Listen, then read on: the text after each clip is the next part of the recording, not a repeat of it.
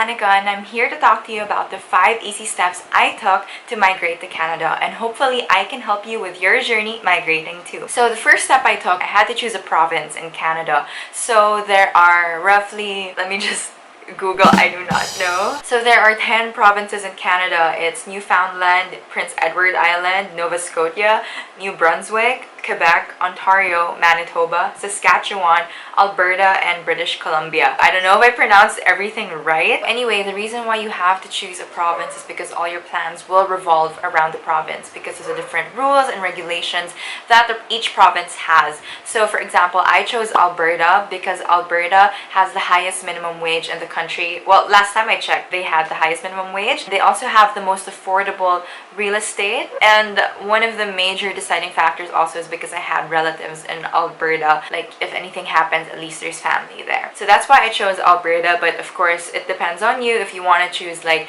British Columbia, where Vancouver is, or Ontario, where Toronto is, where the more famous cities are, I guess.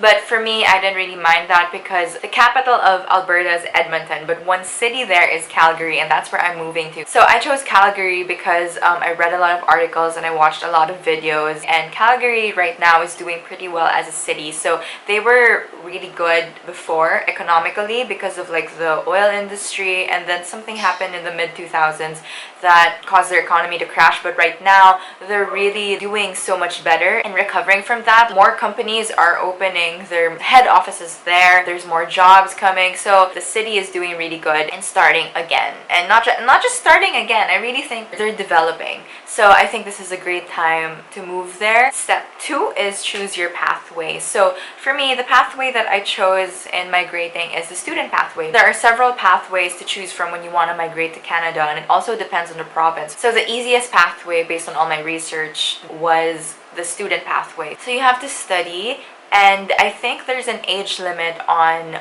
who can take the student pathway. So you have to be below 50. So if you're taking a 1-year course, you have to be at least 49 when you're applying. So you finish the course by 50. But if you're taking a 2-year course and you're 49, I'm afraid you cannot do that. So you have to finish the course by 50. So you have to be at least 48 if you're taking a 2-year course. And also, the reason why it's so easy is because once you do study, so for example, you choose a 1-year program, they give you a 1-year PGWP. So what is a PGWP? It's your postgraduate work permit. If you're able to study there and get a degree for a 1-year program, they'll allow you to work there for 1 year. But what I took is the 2-year program. When you finish a 2-year program in Canada, they're going to give you a 3-year PGWP. So that means right after I finish my degree of 2 years, I'll be allowed to work in Canada for 3 years, which gives me a total stay of 5. I was gonna be like 5 to 10 of 5 years. I'll just be talking about my process. So for step 3, I had to choose a school.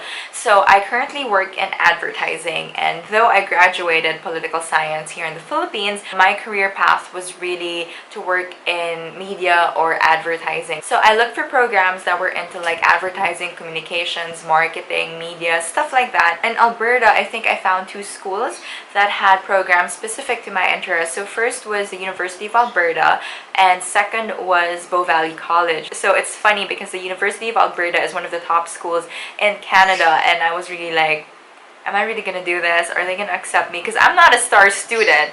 Like, I did okay, and I believe like my experience is pretty good here in the Philippines, but internationally, I don't know. And unfortunately, I did not pass the University of Alberta. It was so sad because I was like really excited. I mean, I don't know, I just had my hopes up. I was just like, maybe I'm lucky. But thankfully, I passed Bow Valley College. And what's even greater is that Bow Valley is in Calgary. I'll be taking 2-year postgraduate diploma for digital marketing. I start this September. So I encourage you also to find a course or a program. I think they call it programs there versus like the Philippines, we call it courses, right? So I encourage you to really choose a program that's in line with your experience, or you know, something that you do want to pursue when you eventually work there. So I don't know much about the advertising industry in Canada, let alone Calgary, but you know, if this is what I want to do, I'm just gonna find a way. Okay, so usually the schools require your transcript of records, your diploma, your certificate of employment,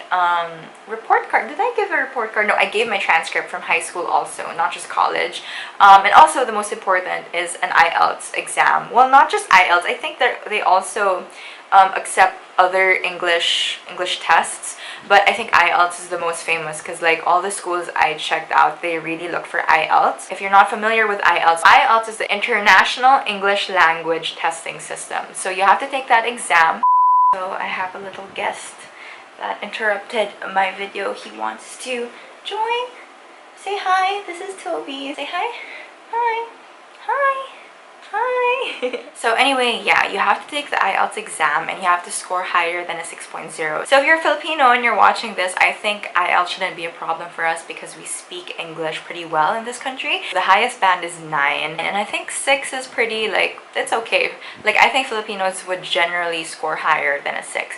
So you don't have to worry about that. Once you have all those requirements, once you're able to apply to a school, you then wait. They take about like 30 days to get back to you with results. So it's either you pass or you don't pass. After doing so, they're gonna give you, it's not a letter of acceptance yet, it's just like a letter saying, hey, we accept you, but you have to pay a specific fee before we can give you the letter of acceptance. What the embassy needs is the letter of acceptance, not just like the first letter you get. Once you get that first letter, you're gonna pay a confirmation fee, and after you pay the confirmation fee, you're gonna get your letter of acceptance. Now that letter of acceptance is very important because for step 4 is when you apply for a visa. So your requirements for a visa is that letter of acceptance from your school, also your certificate of employment, valid IDs, passport. It also needs your bank financial statements. You also need to provide like pretty lengthy essay, basically like what your plan is in Canada, what you'll be studying, why you want to study that. It's just an essay and I'm sure your agency can help you with that. In my case, I chose the services of Kia Ora. It's a visa application agency based in Toronto but ran by Filipinos. I will link down below contact details for Kia Ora because I had such a wonderful experience with Kia Ora and it was so smooth. So if you need any assistance with your Canadian visa, your Australian visa, your New Zealand visa, I'm sure Kia Ora can help you out. So look for Bien. Bien is amazing. That's it for step 4. And once you're done with all of that, you'll get your visa. So for me, it took me about like 2 months because work was crazy. I had a 2-week break from fixing my visa stuff because like it's sunod-sunod. Once you send in your application, they're gonna give you like different steps. So the next step is like you have to take your biometrics. So you have to go to like kind of like their servicing center where they'll take your fingerprints, your photo, blah blah. After that, you have to do your medical and other stuff. So I think it was pretty fast.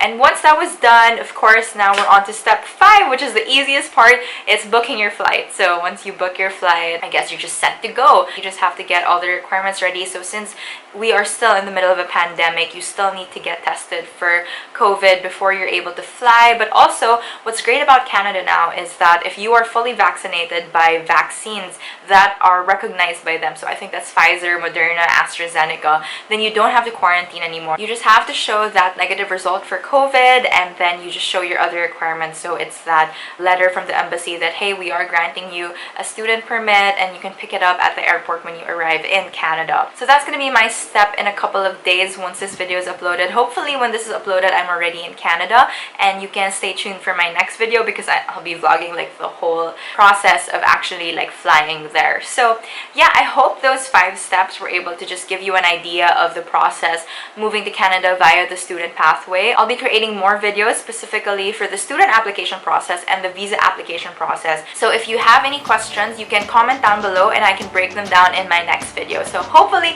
this was able to help you and I'm excited for your journey. Thank you so much for watching. Please don't forget to like this video and subscribe to my channel so you can join me in moving to Canada. Thank you so much. Bye everyone. Bye. Subscribe to my mommy. Subscribe.